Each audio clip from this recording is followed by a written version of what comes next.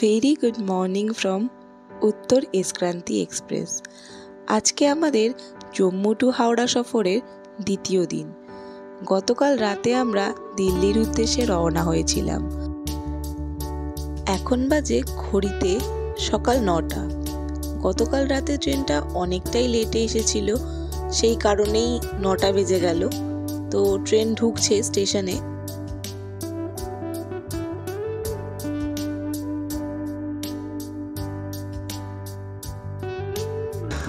বাবা মাকে নিউ দিল্লি স্টেশনের আপার ক্লাস এসি ওয়েটিং রুমেতে বসিয়ে দিয়ে আমরা বাইরে বেরিয়ে এলাম এবং ঠিক যে আমরা ওই যেটুকু সময় আছে বিকেল অবধি ততটুকু সময়ের মধ্যে নিজেদের মতো করে দিল্লি শহরটাকে ঘুরে দেখব।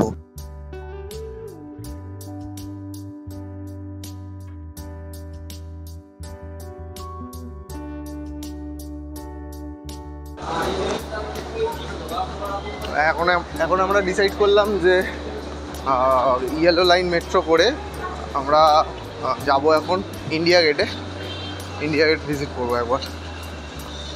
আমার ঘোরা অনেক ছোটোবেলায় ঘুরেছি, কিন্তু দেবস্মিতা ঘোরেনি, যেহেতু দেবস্মিতাকে একটু ঘুরিয়ে নিয়ে আসি যখন এসেইছি দিল্লি। তো অটো করে যাওয়া যেত, কিন্তু অটো করলাম না।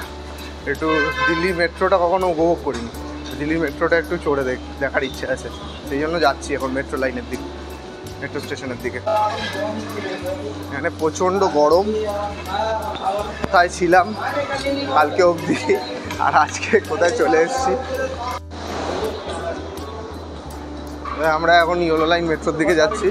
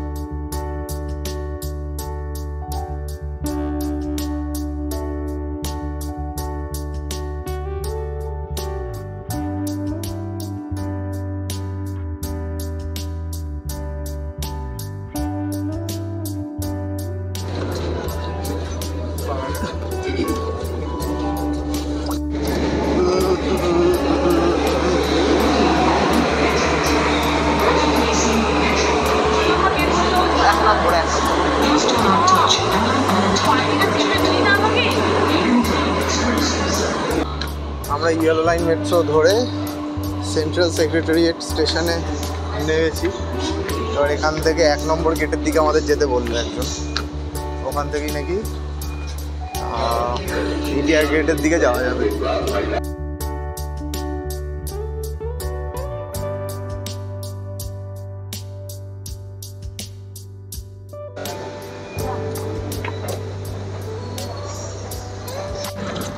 আমরা গেট নাম্বার 3 দিয়ে বেরিয়ে একটা অটো করে নিয়েছি। আপাতত রেল ভবনের পাশ দিয়ে যাচ্ছি ইন্ডিয়া গেট যাওয়ার জন্য।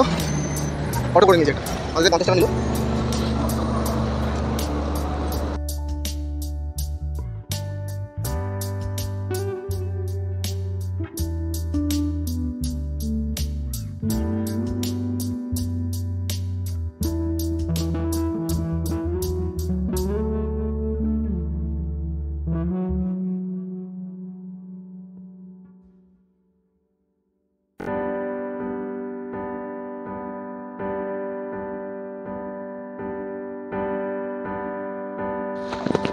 সে কত ছোটবেলায় এসেছিলাম, কত স্মৃতি মনে পড়ে যাচ্ছে।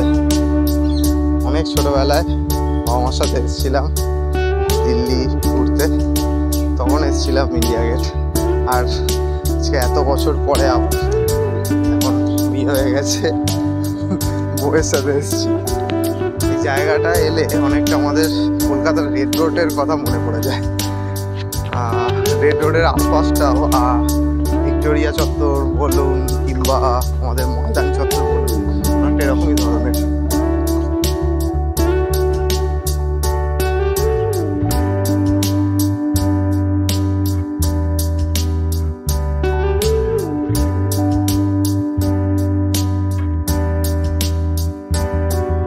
যে জায়গাটা প্রথমে না আসলেই না নয় সেটা হলো ইন্ডিয়া গেট। আমার দিল্লিতে আসা এই প্রথমবার, তো আমি বায়না করেছিলাম যে চল একটু ঘুরে আসি।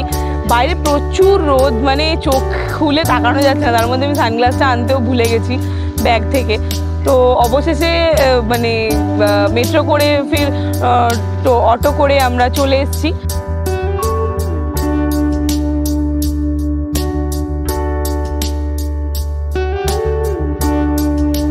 রোদ যে তাকানো যাচ্ছে না বাইরে, তাও মানে ঘোরার এত ইন্টারেস্ট আমার যে আমি এই রোদের মধ্যে পুড়ছি।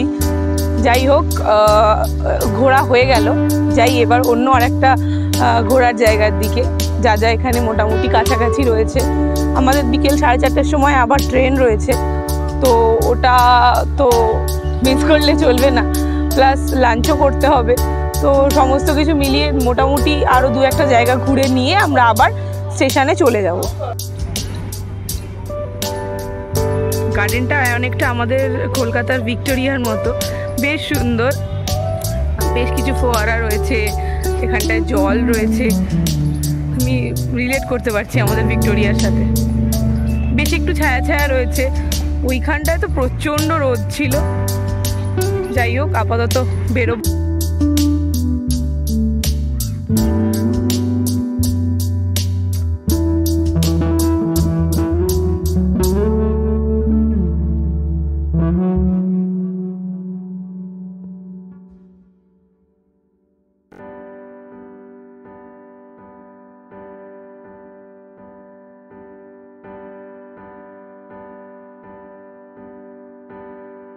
আপাতত আমরা অটোয় উঠলাম।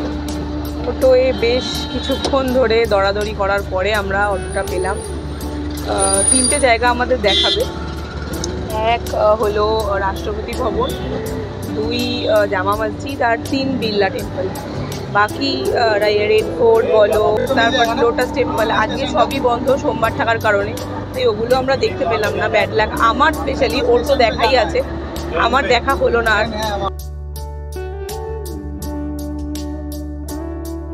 এই জায়গাগুলো ঘোরানোর জন্য অটোওয়ালা আমাদের কাছে চার্জ করেছিল 1200, কিন্তু আমরা অনেক বার্গেনিং করার পরে তারা 400 টাকায় রাজি হয়। তো তোমরা অবশ্যই যখন অটো বুক করবে অবশ্যই বার্গেনিং করে তারপরে অটোয় উঠবে।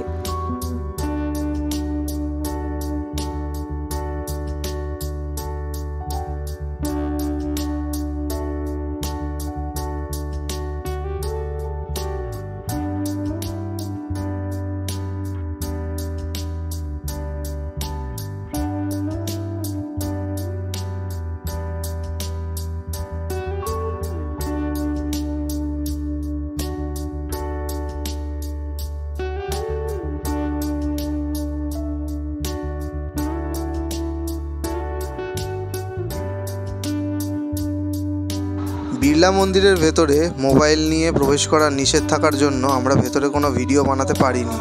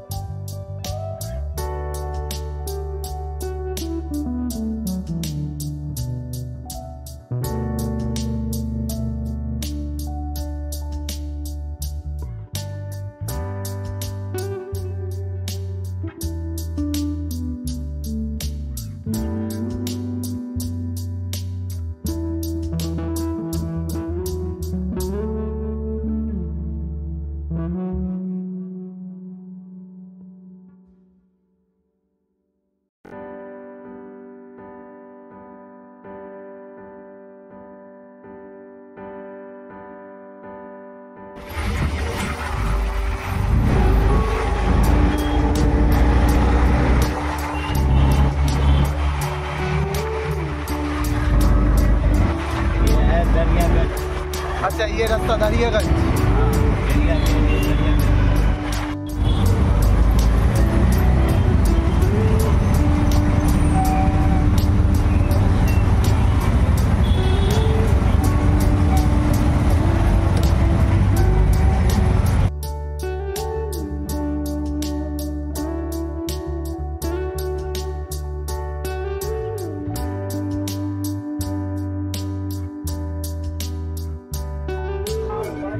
আমাদের কাশ্মীর সিরিজের ভিডিওগুলো যদি না দেখে থাকেন তার লিংক ভিডিওর ওপরে এবং ডেসক্রিপশনে দেওয়া রইল।